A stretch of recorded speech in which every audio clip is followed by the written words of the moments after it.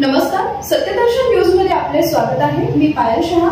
एक नजर टाकूया आजच्या ठळक घडामोडीवर। लालपरीने प्रवास करणाऱ्यांसाठी दिलासादायक बातमी। तुम्ही लालपरीने प्रवास करतात का? एसटी महामंडळाच्या बसेसमधून प्रवास करणाऱ्यांसाठी एक मोठी आणि महत्त्वाची बातमी आहे। प्रवाशांच्या सोयीसाठी आणि रस्ता तिथं एसटी असं ब्रीदवाक्य असणाऱ्या एसटी महामंडळाच्या प्रवाशांना आता दिलासा मिळणार आहे। कारण प्रवाशांच्या सोयीसाठी एसटी महामंडळाकडून हा मोठा निर्णय घेण्यात आलाय। प्रवास करताना बस बिघडली तर आता एसी एसटीने प्रवास करता येणार आहे। साध्या एसटी बसच्या तिकीट किंवा पासवर एसी बसने प्रवास करता येणार आहे। त्यामुळे एसटी महामंडळाच्या बसने प्रवास करताना एसटी बिघडली तरी आता नो टेन्शन असं म्हणायला हरकत नाही।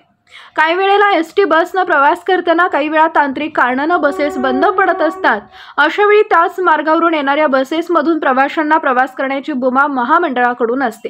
परंतु अनेकदा त्याच मार्गावर उच्च श्रेणीची बस आल्यास तिकिटाचा फरक प्रवाशांकडून वसूल केला जात होता।